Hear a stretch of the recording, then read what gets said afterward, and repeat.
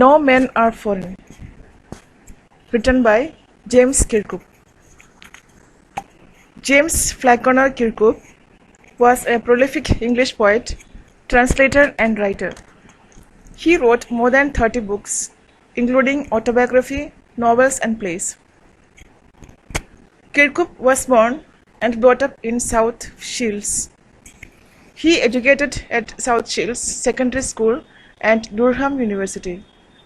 He wrote his first book of poetry in The Drowned Sailor at the Downs, which was published in 1947. He was the first resident university poet in the United Kingdom. The central idea of the poem. The poem No Men Are Foreign is about the concept of global brotherhood and equality with any place for any kind of prejudice or partiality. The poet says that the whole world is one. There is nothing like strangers or people like foreign. All of us have a common feeling of love and a common resource of our life in spite of different nationalities and religion or color. We must unite to make everyone's life better. When we hate one another, we betray humanity. By indulging in wars against each other, we spoil the purity of this earth which belongs to all of us. We all are human beings, and we should remember that no man is foreign and no countries are strange.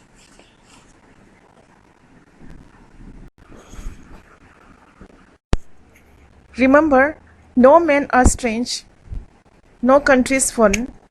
Beneath all uniforms, a single body breathes. Like ours, the land our brothers walk upon is earth like this in which we all shall lie. Here, the meaning of strange is an unknown person. Foreign is a country other than ours. Here is the explanation. The poet says that no person is stranger to us. There is nothing like a person being strange who is not from our area or not from our native place. There is nothing like a country to be a foreign one that is not ours. There may be a difference in the way we eat, the way we talk, and the way we dress ourselves, but all these things still count to uniformity.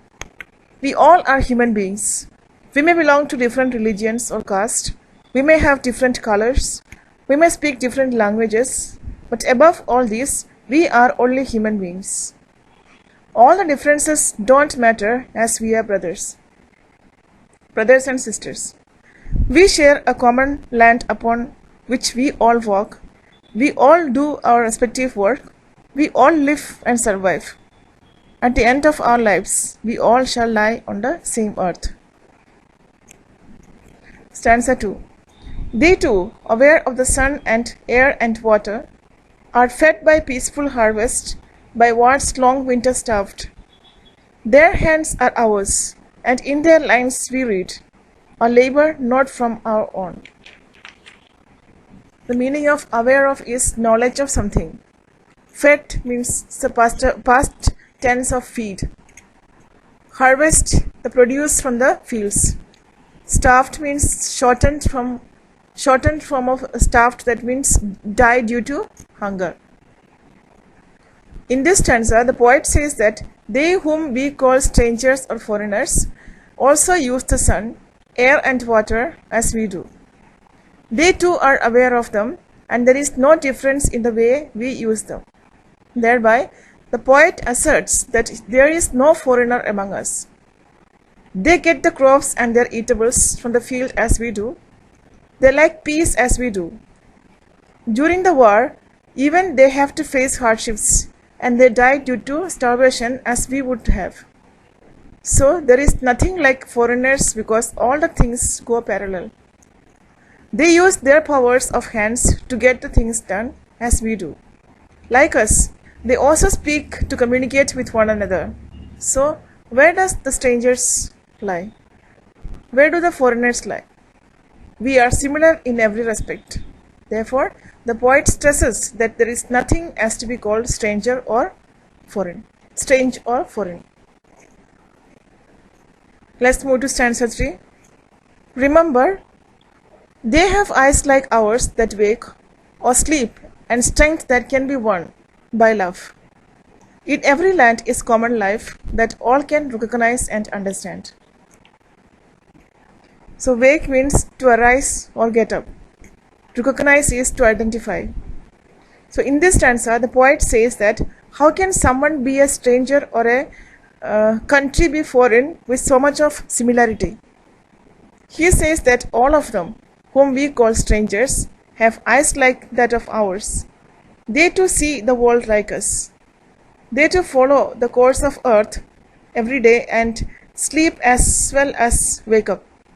They too are sensitive like us. They have strength like us. They are courteous to love and sympathy like us, and even they can be won by it. Even they submit themselves to the lovely feelings. Overall, we can see that there is no difference in the way we live. Wherever we go, life has a similar mechanism which is easily identifiable and can be understood with much ease. Summing up all this, the poet is right in saying that no men are strange and no country is foreign. Stanza 4. Let us remember, whenever we are told to hate our brother, it is ourselves that we shall dispossess, betray, condemn. Remember, we who take arms against each other. So here dispossess means deprive, betray means to cheat or to bluff someone. So through this stanza, the poet has proved the fact that there is nothing like strange or foreign.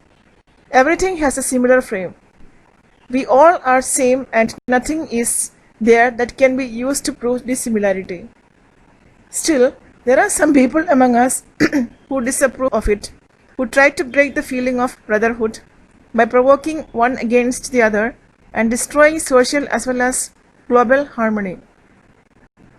These few people excite us to take the arms against our brothers, to hate them and to kill them. And if we, in the fit of that provoking, do something wrong to our brothers and sisters, then we are harming our own spirits only. We are abusing our own serenity. Our brothers and sisters whom we should align are subjected to the misdeeds that we do to them. We just degrade our own charm, and this is a slap on the face of humanity. So the poet says not to commit any such wrong deed and not to degrade humanity. Stanza 5. It is the human earths that we defile. Our hells of fire and dust outrage the innocence of air that is everywhere our own. Remember, no men are foreign and no country strange. The meaning of defile is to pollute. Outrage means to overcome or to surpass. Explanation. The poet further says that taking arms against our brothers not only pollutes our spirit, but it also pollutes the whole earth we live upon. The hatred, jealousy inside our heart surpasses the good qualities and the innocence of the people. Whatever we do in the state of provocation is never justified, and we make the surrounding polluted with our meats. If the expression or impression of strangeness and foreigners, we commit a grave mistake. We must not do any of the blunders under the false impression of possession and self.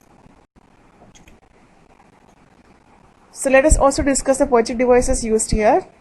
So here you can see simile.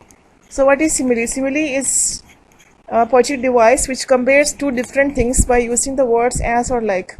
So you will see simile in the line, a single body breathes like ours and is earth like this.